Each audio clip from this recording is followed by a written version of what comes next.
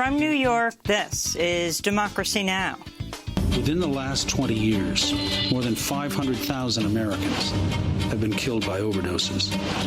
Controlled-release OxyContin would be the drug that triggered the opioid crisis. But what if we discovered that the crisis started with a crime? As drug overdoses surge to record high in the United States, we look at how the Sackler-owned Purdue Pharma and other drug companies fueled the opioid epidemic. We'll speak to the Oscar-winning filmmaker Alex Gibney about his new two-part HBO series, The Crime of the Century. Then the remains of 9 indigenous children are buried by the Rosebud Sioux in South Dakota after being transferred from the former Carlisle Indian Residential School in Pennsylvania, where the children were sent over 100 years ago after being ripped from their families. Remember me when the sun comes up in the morning sky, there I will be, soaring with the eagle so high, feeling free. We'll speak to members of the Rosebud Sioux who helped to return the remains of the children. All that and more coming up. Welcome to Democracy Now!, democracynow.org, The War and Peace Report. I'm Amy Goodman. At least 4 people, 3 of them athletes from the South African soccer team, have tested positive for COVID-19 in Tokyo's Olympic Village ahead of the kickoff of the Summer Olympics later this week. Meanwhile, one of tennis's biggest rising stars, 17-year-old American Coco Gauff, had to bow out of the competition after contracting COVID-19. Japanese officials announced earlier today an unnamed American gymnast has also tested positive for COVID. No spectators will be allowed at the Olympics in Tokyo, where there's very low public support for the event. In Britain, Prime Minister Boris Johnson went into self-isolation over the week after coming into contact with UK Health Secretary Sajid Javid, who tested positive for COVID-19. Johnson delivered a message to the British people from isolation Sunday, one day before the UK lifted its coronavirus restrictions.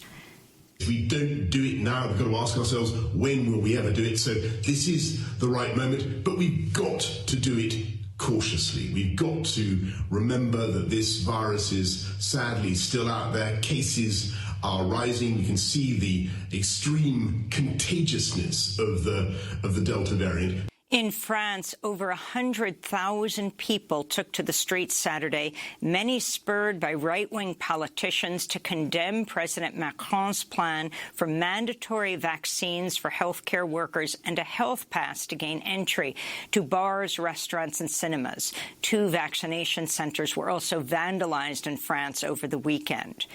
Meanwhile, the highly contagious Delta coronavirus variant is continuing its rapid spread across the globe, with poor, mostly unvaccinated countries bearing the brunt of its impact. Namibia is recording a world record of 28 COVID-19 deaths per 1 million people as infections soar across many African nations. The World Health Organization is also warning cases are surging in Latin America and the Caribbean as the Delta variant becomes dominant across the region. Here in the United States, Centers for Disease Control Director Dr. Rochelle Walensky said COVID-19 is, quote, becoming a pandemic of the unvaccinated as cases continue to rise in all 50 states, driven by the Delta variant, with the most dramatic increases in areas with low vaccination rates. 20% of new cases are being reported in Florida alone.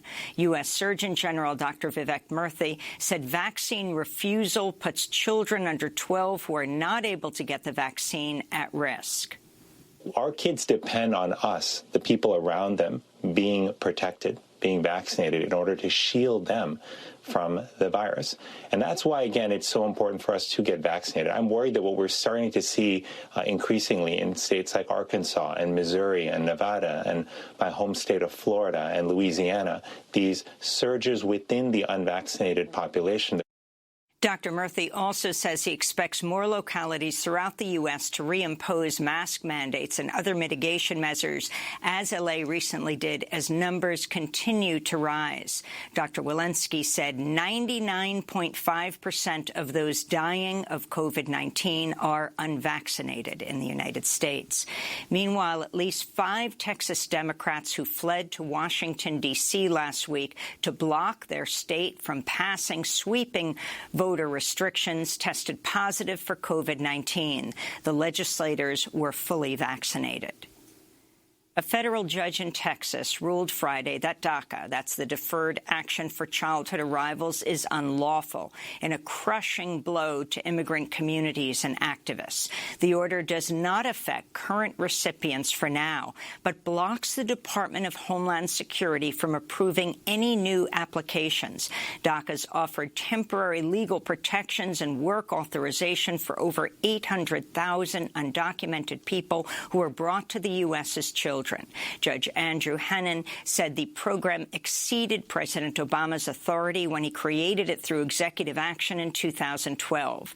President Biden vowed his Justice Department would appeal the ruling.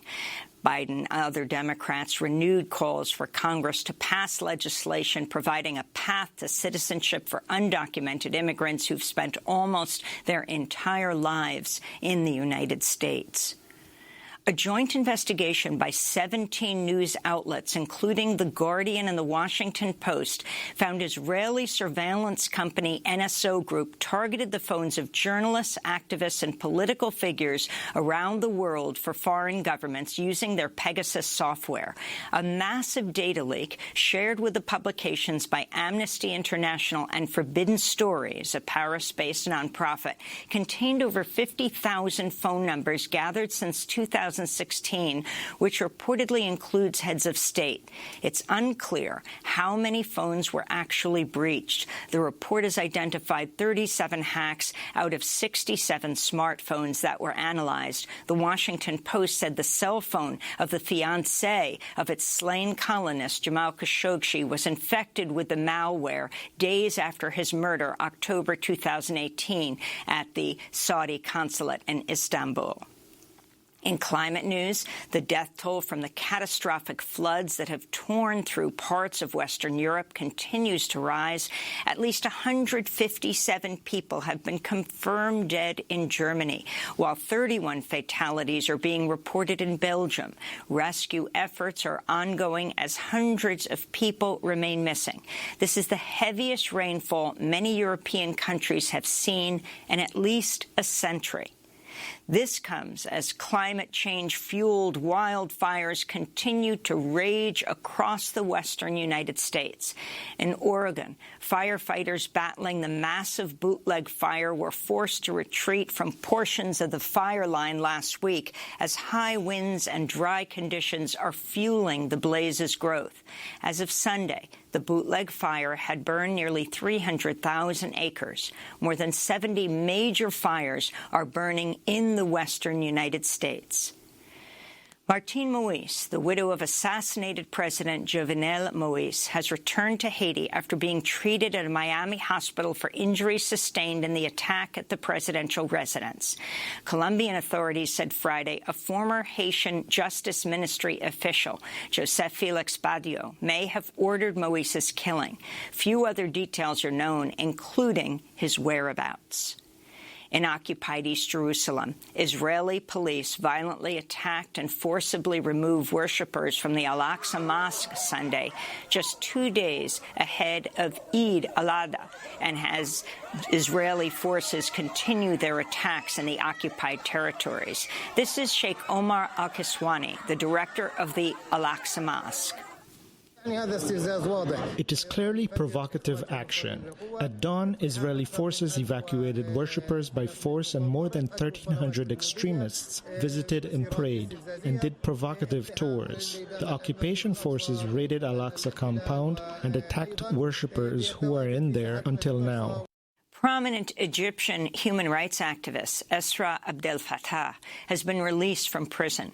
She had been behind bars since October 2019, part of President Abdel Fattah al-Sisi's brutal crackdown on dissent. Esra Abdel Fattah played a leading role in the 2011 uprising, which helped topple the dictator Hosni Mubarak. The first Guantanamo Bay prisoner to be released under the Biden administration has returned to his home country of Morocco. 56-year-old Abdulatif Nasser was imprisoned for nearly 2 decades without charge, had been cleared for release since 2016. 39 prisoners remain at Guantanamo. In Afghanistan, some 12,000 families have been displaced and are in need of immediate assistance amidst deadly fighting between Afghan forces and the Taliban. This is a displaced woman speaking from Takhar province. We have not come here eagerly. 10 women and 10 men are here together, while we had our own village and house before. What else can we do? Our children and ourselves are sick, and we have no carpets or anything else here. Intra-Afghan talks have resumed in Doha as the U.S. and NATO withdrawal nears completion. In other news from Afghanistan, Pulitzer Prize-winning Indian photojournalist Danish Siddiqui was killed while covering a clash between Afghan security forces and the Taliban Friday. Siddiqui, a staff journalist at Reuters since 2010, was embedded with the members of Afghanistan's elite special forces attempting to recover a district near the border with Pakistan. Siddiqui is the first known journalist killed in Afghanistan since U.S. and allied troops began their withdrawal. He was just 38 years old and is survived by his wife and 2 children. In Washington, D.C., at least 3 people were injured in a shooting outside Nationals Park Saturday night during a baseball game between the Washington Nationals and San Diego Padres. Multiple loud gunshots were heard, causing panicked fans inside the stadium to flee and seek shelter. Gun violence erupted elsewhere across the country over the weekend, including Washington, D.C., and other parts in Chicago, where 8 people were reported dead and some 50 others injured in shootings since Friday night. Other fatal shootings were also recorded in Philadelphia and Tucson. Illinois has become the first U.S. state to ban law enforcement from lying and using other deceptive methods when interrogating minors. The ban goes into effect in January. It will prohibit law enforcement agents from falsely promising leniency or claiming to have incriminating evidence when they don't. These methods are still largely allowed in the United States, often leading to false confessions with children and people with intellectual disabilities, particularly vulnerable. The remains of 9 indigenous children were buried Saturday by the Rosebud Sioux in South Dakota after being transferred back from the former Carlisle Indian School in Pennsylvania. On Friday, another ceremony was held at a Missouri River landing near Sioux City, Iowa, where the children departed their homes, ripped from their families over a century ago, as part of the cultural genocide orchestrated by the U.S. government. We'll have more on this later in the broadcast with Christopher Eagle Bear. In Kansas, hundreds of workers at the Frito-Lay factory in Topeka have been on strike for 2 weeks to demand fair pay and humane working conditions. Workers say they're forced to work 12-hour days, including over the weekend. Many have not received a pay raise in years. In the summer, workers endure triple-digit temperatures without air conditioning. Multiple workers have reportedly died on the job of heart attacks. Senator Bernie Sanders voiced support for the strikers over the weekend, noting Frito-Lay made over $4.2 billion in sales last year. And the civil rights pioneer, Gloria Richardson, died over the weekend at the age of 99. Richardson was co-founder of the Cambridge Nonviolent Action Committee in Maryland, which fought to desegregate public institutions like schools and hospitals. Richardson also spent much of her life fighting for economic justice. She described herself as a radical, a revolutionary, and was one of the few women at the forefront of protests during the civil rights movement. In 2013, Democracy Now! Spoke with her about her life's work, including the very brief moment she took the microphone during the 1963 March on Washington. So I went up, so I said, Helen, I really, by that time, was so annoyed, I was going to tell them, you all just sit here until they pass that civil rights bill, even if it is a weak one. And I said, hello. I guess they were right. And because they pulled the mic from you. Oh, yeah, they pulled it, but they had one of the marshals. And those are some of the headlines. This is Democracy Now!, democracynow.org, The War and Peace Report. When we come back, as drug overdoses surge to a record high in the United States, we look at how the Sackler-owned Purdue Pharma and other drug companies fueled the opioid epidemic. We'll speak to the Oscar-winning filmmaker Alex Gibney about his two-part HBO series, The Crime of the Century. Stay with us.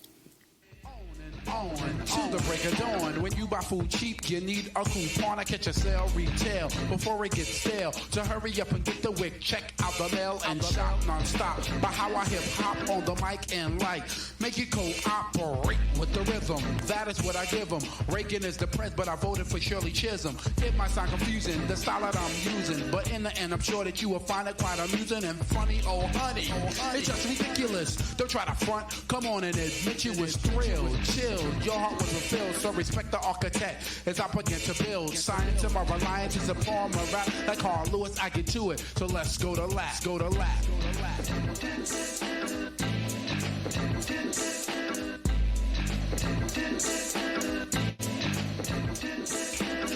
Nobody beats the biz. Nobody beats the biz. Nobody beats the biz. Nobody beats the biz. Nobody Beats the Biz by the late, great Biz Markie, one of hip-hop's true original voices. Biz Markie passed away Friday at the age of 57. This is Democracy Now!, democracynow.org, The War and Peace Report. I'm Amy Goodman. The Centers for Disease Control and Prevention says U.S. drug overdose deaths skyrocketed to a recent 93,000 last year, a nearly 30% increase. That's the largest one-year increase ever recorded. Overdoses rose in 48 of 50 states. Opioid overdoses accounted for nearly two-thirds of the deaths, driven in part by synthetic opioids like fentanyl, which is 50 times stronger than heroin. Overall, drug overdoses accounted for more deaths in 2020 than car crashes, gun violence, and HIV/AIDS combined. This comes as the nation continues to deal with the fallout from the devastating opioid epidemic that has killed over 500,000 people in the United States since 1999. 15 states recently agreed to abandon their fight to block the bankruptcy plan of Purdue Pharma, the maker of the highly addictive OxyContin. In exchange, Purdue will release tens of millions of documents and pay a settlement expected to reach $4.5 billion. The owners of Purdue, the Sackler family, will agree to cede ownership of Purdue, but will not have to admit responsibility for their role in fueling the opioid epidemic. They'll also be shielded from future opioid lawsuits. Meanwhile, closing arguments will be held next week in a closely watched federal trial in West Virginia against the nation's three largest drug distributors. We turn now to a stunning two-part documentary directed by Alex Gibney about Big Pharma's role in driving the opioid crisis. It's called The Crime of the Century. I came out of the doctors, and there was a representative of Purdue. She said, we have a drug called OxyContin. We pick up all the costs. Just take as much as you need. I said, sounds like a deal. The Within the last 20 years, more than 500,000 Americans have been killed by overdoses. Controlled-release OxyContin would be the drug that triggered the opioid crisis. But what if we discovered that the crisis started with a crime? When we talk about drugs like oxycodone, you're talking about drugs that are essentially heroin pills. Opioid makers started to promote their opioids for common chronic pain conditions. Purdue didn't have any evidence that the drug was safe, so the company obtained the help of a medical officer at FDA. This is the first time I've ever seen this. This isn't just unethical. I think this could be illegal. Hundreds and hundreds of sales reps go out and meet with doctors and say, the FDA approved this. Big Pharma celebrated its marketing muscle, using parties to lure doctors to write scripts. This was a new drug cartel. There were drug dealers wearing suits and lab coats. Basically, here's some money, write some scripts. Yes, I'm looking at this and I'm going, clearly we're breaking the law.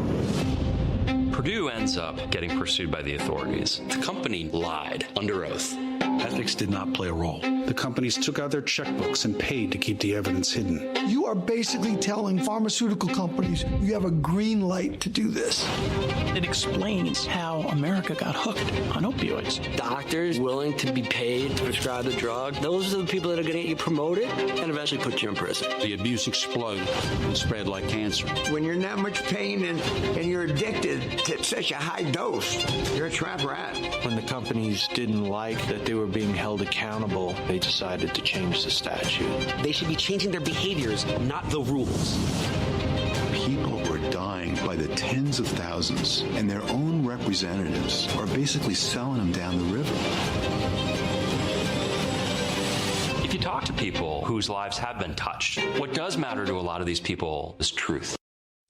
That's the trailer for Crime of the Century, a two-part documentary available on HBO and HBO Max. The series is directed by the Academy Award-winning documentary filmmaker Alex Gibney, who joins us now. His other films include Enron, The Smartest Guys in the Room, Going Clear, Scientology, and The Prison of Belief, and the Oscar-winning Taxi to the Dark Side. Alex Gibney joins us from Summit, New Jersey. Alex, welcome back to Democracy Now! This is a powerful, explosive documentary that describes the Sackler family, Purdue Pharma, as a kind of crime syndicate. Can you go back and talk about first why you got interested in this and then lay out the crime of the century? So, Amy, I think this started for me when I had a discussion with a group of investigative journalists at the Washington Post who collaborated with me on this project, as well as some other journalists. And they sketched out the scope of this opioid crisis over the course of 20 years. And as they talked to me, I realized that the big problem here was that we had been seeing it as a crisis, like a natural disaster, like a flood or a hurricane, rather than as a series of crimes. And the crimes really coalesce around the idea of fraud. And it was Purdue Pharma that really launched that fraud with a drug called OxyContin, which is time-release oxycodone, which is a terribly potent opioid. And what they did initially was to gain approval by the FDA.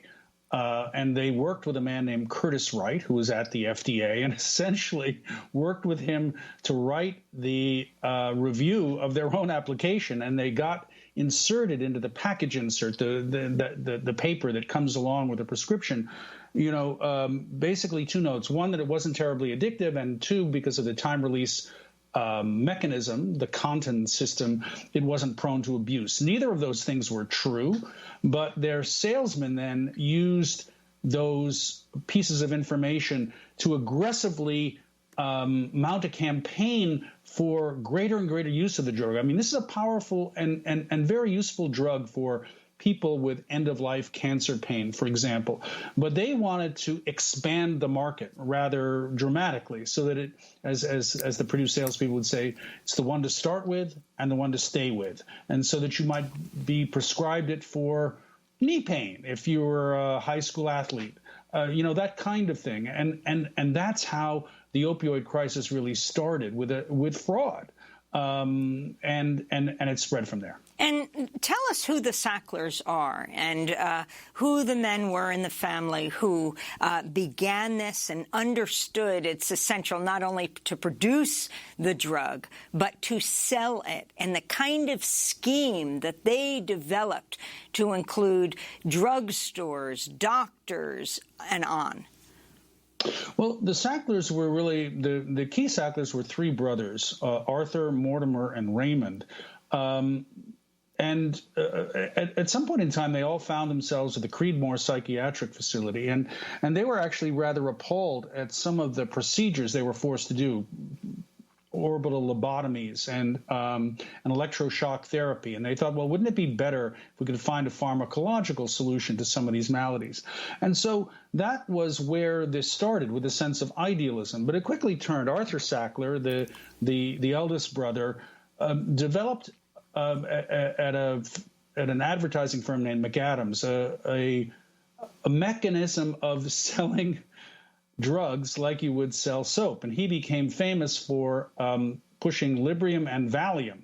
And again, kind of it was the model for what would become the selling mechanism for OxyContin. Pitch directly to doctors, sometimes remunerate them for being your pitch person, and you use all sorts of Madison Avenue techniques to really pump up the volume.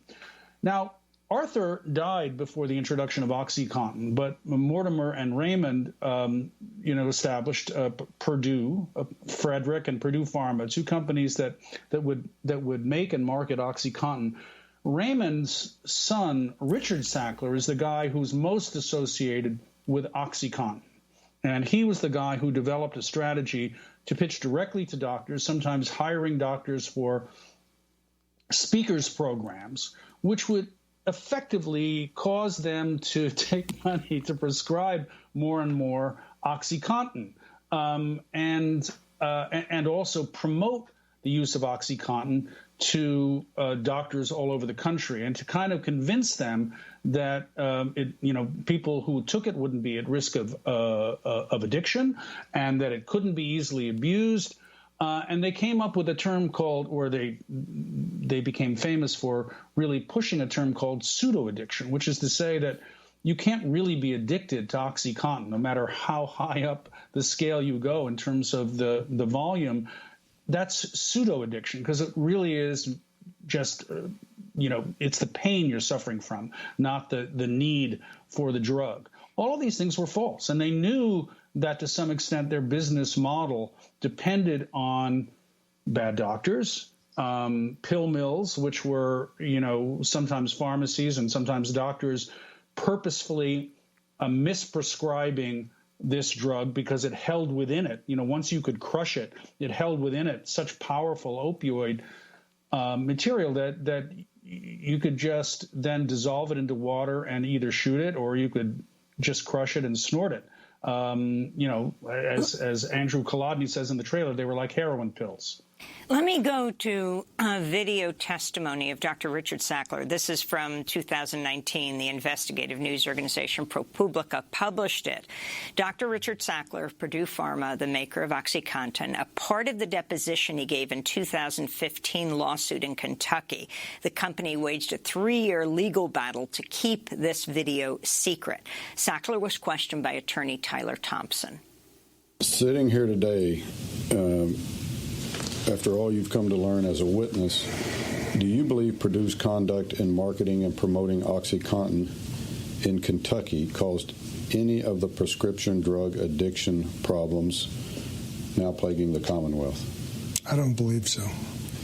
Sitting here today, after all you've come to learn as a witness, do you believe that Purdue's conduct in Kentucky has led to an excessive or unnecessary amount of opioids being located throughout the Commonwealth of Kentucky? I don't believe so. Do you believe that any of Purdue's conduct has led to an increase in people being addicted in the Commonwealth of Kentucky? No. The significance of this, Alex Gibney, and how rarely we hear the voices of the Sacklers. That is true, and it was a great thing that ProPublica did, and actually we worked with ProPublica to further release more of that deposition in the documentary. But what's staggering about that exchange is that you see that Richard Sackler doesn't evince any sense of sorrow or responsibility at all for the opioid crisis, when it's quite clear. And don't just take my word for it, but there were federal investigations into Purdue. It's quite clear that they bear an enormous responsibility for the deaths that we see, and well over 500,000 people. And the idea that he could simply brush off any sense of responsibility at all is kind of staggering. But then, you see that often with people who allow themselves to rationalize their behavior. A professor of mine once said, economic actors aren't rational, they're rationalizers. I think that goes in spades for Richard Sackler. So I want to go again back to your documentary, The Crime of the Century. This features Insys salesman Alec Burlikoff talking about the 4 categories of doctors. There's 4 categories. It's blue, yellow, green, red. Blue is analytical. That means if you don't have a scientific, double-blind, placebo-controlled study with a lot of patients that proves your data is right, you're not getting a sale. What does that mean to me? It means I don't call on analytical doctors because I don't have any studies like that. Then you have your yellow, that's your amiable doctor. They want to be friends with everybody. They want everybody to love them, which means if you're selling a drug and there's 5 other competitors, they just go in a rotation. This one gets Subsys, this one gets Lozanda, this one gets Abstral, and then we go back around. Guess what? They're out because they're just sharing the wealth. So now you got your green, which is kind of like your earthy type of doctor. Like, God forbid you do a lunch and not recycle, you'll never go back there again.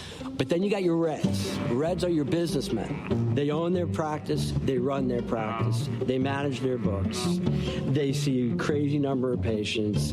It's all about efficiency.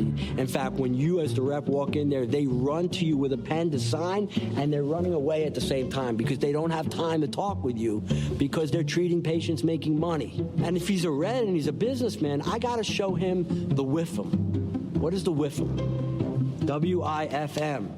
What's in it for me? That's all they're thinking. What's in it for me? Buddy, will you stop talking about the freaking drug? Will you stop talking about saving the patient? Will you stop talking about the science? And will you please tell me what's in it for me, because you're wasting my time? Those are the reds. Those are the doctors you want to find. And those are the doctors you want to move in, live, eat, and breathe with. Perhaps the best argument for Medicare for all I've seen. But 100%. Alex Gibney, if you can talk about who Alec Burlikoff is, what Insys is, you start with Purdue Pharma, the prototype of all of this, and expand to other drug companies. Well, Insys is a company that was selling a product called Subsys, which was a spray where you would spray fentanyl in small quantities underneath your tongue, and it would help to alleviate pain. But Alec Burlikoff was a salesman. Actually, he was rather high up at Insys in terms of sales. And they're using the playbook that Purdue kind of initiated, but taking it to a great extreme, so that it's all about the money, and it's all about trying to find either corrupt, money-hungry, or other, doctors who that becomes your business model, to look to those people, to compensate them for being speakers, to promote your drug. But really, when it came to Insys, they actually had a return on investment flow chart, so that if you got $40,000 from Insys as a speaker, you had to prescribe at least 2 times that amount, or they cut you off. And explain, as a speaker, that you put air quotes around. In other words, it's legal to pay doctors to speak on behalf of your drug, but in this case, so in other words, to go out and talk to other doctors about how great this drug is. The problem was that they weren't really speaking. I mean, they would just pay them money and they would go and have a dinner and maybe they'd talk to a couple of people. But it was really a quid pro quo. It was just a bribe. We'll give you $40,000 provided you prescribe $80,000 of Insys. And they would encourage them also to up the dose, to titrate up. Because the more you increase the dose, the more money that Insys is making. I mean, it's just you see in Alec Berlikoff exactly the argument for Medicare for all, because you have these terrible incentives where the incentive is not to cure the patient. The incentive is to just make as much money as possible. And I can't recall there was anything in the Hippocratic Oath that had anything to do with supply and demand. But by the time you get to Insys, riffing on the Purdue formula, it's all about the money. So I want to go to another clip from the crime of the century. This is Gary Blinn talking about how he was given 50 OxyContin pills a day. It was a trial from Purdue, excuse me. It was, they were testing it. They started me with maybe 8 or 10 twice a day. 160 is the highest dose. And that wasn't working, so then he just kept on raising it. 12 2 times a day, and then 15. I wasn't doing it, so we went up to 20. And I said, this still isn't doing it. So he made the phone call. He told me it was to the doctors at Purdue. And they said, give him more. So that's when we got up to the 25, twice a day, 50 pills a day. It would almost take me 15 minutes just to eat them all. It was like sitting down to a bowl of Cheerios, I was starting to feel a little toxic, like my body was telling me that we're not doing well. But I mean, what can I do but take more? You know what I'm saying? I mean, when you're in that much pain and you're addicted to that such a high dose, no matter what it is, I mean, you're a trap rat. That's Gary Blinn talking about how he was given, 50 pills of OxyContin a day. Alex Gibney's two-part documentary, The Crime of the Century, he's interviewed in. So, Alex, explain why he was chosen. What was special about him? Well, that he had such a high tolerance for the medication. I mean, it was not only 50 pills a day, it was 50 160 milligram tablets a day. Most people would be dead from that dose. But he had been a former heroin addict. He had a very high tolerance. And he was approached by a Purdue salesperson who said, hey, we can give you some free samples. Wouldn't that be great? I know you've got back pain. And he said, sure. And so they gave him free samples. As it turned out, the Purdue sales rep was also, had a sexual relationship with the doctor who was prescribing these pills and was prescribing them without even examining the patient. But what Purdue did what this sales rep did with Gary Blinn was to use him as a marketing tool to go to other doctors and say, look, this guy's taking 50, 160 milligram tablets a day. It just shows you no dose is too high. Titrate up, keep prescribing more and more. Now, you may be asking, okay, surely when Purdue discovered the behavior of this sales rep, she must have been viewed as a bad apple and harshly punished. To the contrary, she was promoted to a position in sales training. So it gives you some idea about just how aggressively and how fraudulently Purdue was marketing its drug. How does this connect to the 93,000 people who died in 2020 alone of opioid addiction? We have to be careful here and say that it doesn't necessarily connect directly, but there is a trace, there is a trail. And part of what happens here is that Purdue and other companies, by overprescribing OxyContin and also allowing for massive abuse, created an enormous demand. And for some of those people, when they either couldn't afford the drugs, insurance wouldn't pay for them anymore, or when prescribing tendencies changed, they had a real problem. So they sought out a substitute, which was heroin, And when that became too expensive, they sought out a new drug called fentanyl. And fentanyl is, as you pointed out earlier, is an extremely potent drug, 50 times more powerful than heroin. And one character in our film goes through that process, a guy named Caleb Lanier from Texas. And he ended up becoming a fentanyl dealer because he could pay for his own habit by selling it. But fentanyl is an extraordinarily dangerous drug because it's very difficult to monitor the dosage. You don't know really how much you're getting. And so fentanyl began to be imported first from China, sometimes just by mail. There would be websites in China that would say, hey, America, you want some fentanyl? Here it is. And it would come in. They'd sell it now. A lot of it comes up from Mexico. And we look at a task force in the film that's trying to stanch that. So I think you have to see the 90,000 dead in the past year as a kind of legacy of this enormous demand that was created initially by the pharmaceutical firms. And of course, you have companies like Insys who are also overprescribing, a drug like fentanyl, as a technical matter. Now, Insys is one of the very few companies that was successfully prosecuted and a number of their executives sent to jail. But that gives you some sense of the three-part structure of this crime, and also the blurry line between licit pharmaceutical sales and essentially cartel sales. They're not so very different. In December, members of the Sackler family refused to apologize when House lawmakers grilled them over their role in fueling the opioid epidemic. This is Massachusetts Congressmember Ayanna Pressley addressing David Sackler.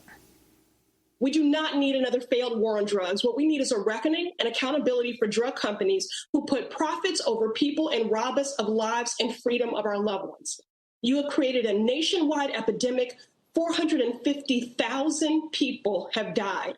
Let me be clear. People struggling with addiction are not criminals. Your family and Purdue Pharma, you are the criminals. You are the ones who disregard your duties to society, and you should be ashamed of yourselves. So, Alex Gibney, in fact, while you talk about Insys, people there were jailed. The Sackler family, and this goes to the recently settled lawsuit, and I'm wondering if you could comment on this. 15 states recently abandoning their fight to block the bankruptcy plan of Purdue Pharma, the maker of OxyContin. In exchange, Purdue releasing tens of millions of documents, paying a settlement expected to reach $4.5 billion. But the Sackler family agreeing to cede ownership of Purdue, but will not have to admit responsibility. Yeah, it's really that settlement was designed to sound good, like, oh my gosh, $4.5 billion is a lot of money. It is a lot of money, but the Sacklers have about $11 billion, and that $4.5 billion gets paid over 9 years. So if you're taking in at least 5% on your money, it's really not affecting the principal at all. But I think the larger thing here goes to a failure of accountability. Purdue was investigated by the federal government back in 2006 and indeed found guilty. But that investigation, which was a very robust investigation, really laid out the roadmap for how Purdue did what it did, and the attorneys were arguing for very extensive felony convictions. Ultimately, Purdue used its muscle to go above those attorneys and have the charges knocked way back to misdemeanors and a fine. And most importantly, and this gets to the current episode, they were able to seal all the records relating to the prosecution. So the most important evidence was buried, which meant that all of us, the public, couldn't see what had really happened in order to be able to stop it. The one bit of good news in this settlement, and there's not much good news in it because they're not really being held financially accountable or criminally accountable, but the one bit of good news is that a huge treasure trove of documents will be released. And so at least to prevent the next episode from happening again. We can study those documents and see exactly how it was that Purdue did what it did. And people shouldn't forget that the Sacklers sponsor so much of the arts, not only in New York, where we are, but around the country. You have Sackler galleries at all the major art installations, which now are deciding what to do about this. That's correct. But, one thing I would like to point out, as much as we talk about the Sacklers, and it's very important to talk about them and Purdue, we shouldn't be naive and think that that was the only company that was making extraordinary profits out of the opioid crisis, and indeed didn't know better. I mean, our three huge companies, which are distributors of drugs, Cardinal Health, AmerisourceBergen, and McKesson, they knew very well that their opioid pills, were being diverted in ways that were causing massive addiction, but they didn't do anything about it. And indeed, they ended up influencing Congress to pass a law which made them even less accountable because they used the power of the revolving door to rig the rules. Johnson & Johnson, famous for baby shampoo, was one of the biggest manufacturers of a potent kind of opioid produced in Tasmania that actually, supplied Purdue Pharma with all the oxycodone that they needed in order to be able to market their drug. They wouldn't have been able to do it without Johnson & Johnson. So there is a pretty big and robust. And they paid a settlement, Johnson & Johnson, of $230 million over its role in fueling the opioid crisis? Yes, they did. But, of course, with all these companies, we're talking about profits of billions. That's correct. And also, in many cases, we're talking about burying the evidence. In other words, the deal is almost always, and this is something we've got to look at as a country, the deal is almost always, we'll pay a fine, we won't admit responsibility, and most important of all, the evidence will never be seen. Well, we want to thank you for being with us, Alex. Alex Gibney, Oscar-winning filmmaker. His latest film, the two-part HBO documentary titled The Crime of the Century, which traces the origins of the opioid epidemic and those who enabled it. Next up, the remains of 9 indigenous children were buried Saturday by the Rosebud Sioux in South Dakota after being transferred back from the former Carlisle Indian School in Pennsylvania, where the children were sent over a century ago after being ripped from their families. We'll speak with Christopher Eaglebear from a Native American Youth Council that helped bring them home. Stay with him. Where to go? Love and hatred fill my being, torn in this world of woe. What happened to the love we knew and the way we cared back then? Prophecies are coming true, but this will not be the end. Oh no, this won't be the end. And in our darkest hour, we will not be afraid. Sichangu, this is We Will Rise Up by Joanne Shenandoah. Democracy Now!, democracynow.org. I'm Amy Goodman. In 1879, the first indigenous children, sons and daughters of Rosebud Sioux chiefs, arrived at the Carlisle Indian Industrial School they were forced to attend in Pennsylvania. This weekend, some of them returned home after they were ripped from their families more than a century ago. Carlisle was the first government boarding school run that was off of reservation land, and it set the standard for other schools with its motto, "Kill the Indian, save the man." The schools were known for their brutal assimilation practices, forcing students to change their clothing, language, and culture. More than 10,000 children were taken to the Carlisle school before it closed in 1918. Many of the kids died and were buried in a cemetery on site instead of being returned to their parents. In the past week, 10 of them, their remains, were returned home. One was returned to the Alaskan Aleut tribe. The other 9 were returned to representatives of the Rosebud Sioux tribe of South Dakota. 5 of them were among the first students brought to Carlisle. On Wednesday, Interior Department Secretary Deborah Haaland, who is a member of the Laguna Pueblo and whose great-grandfather was sent to Carlisle, spoke at a ceremony at the Carlisle Barracks. She recently announced the creation of the Federal Indian Boarding School Truth Initiative to investigate policies that force children to assimilate. After Wednesday's ceremony, a caravan of Rosebud Sioux youth left the barracks with the children's remains and traveled to South Dakota.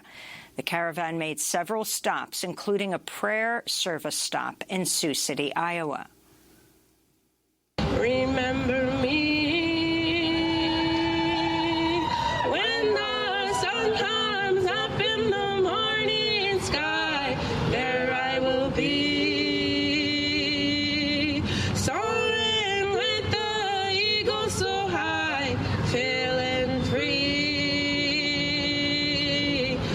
Most of the 9 children were reburied Saturday morning on the Rosebud Sioux Reservation in South Dakota. For more, we're joined by one of the Rosebud Sioux Youth Council, who played a key role in all of this, Christopher Eaglebear, a member of the Sichangu Youth Council, joining us from Sichangu Oyate Nation in South Dakota. We welcome you to Democracy Now!, Christopher. Thanks so much for being with us. Can you take us on the journey that you have gone on? This wasn't the first time you went to Carlisle, to bring the remains of your family and the ancestors of others at Rosebud Sioux Reservation. Hi, good morning. Thank you for having me. Yes, so when we first started, we were a youth council that was primarily just kids, you know. This was 6 years ago. A lot of us were still in high school or still in middle school.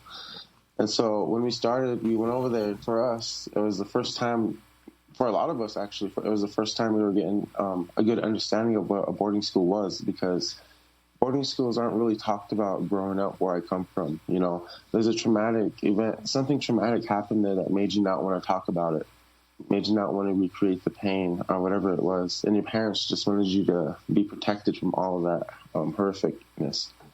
And so when we went to Carlisle, it was an eye-opener to who we are today as the Lakota people, you know. Everything that makes us who we are was kind of detached from us from these boarding schools.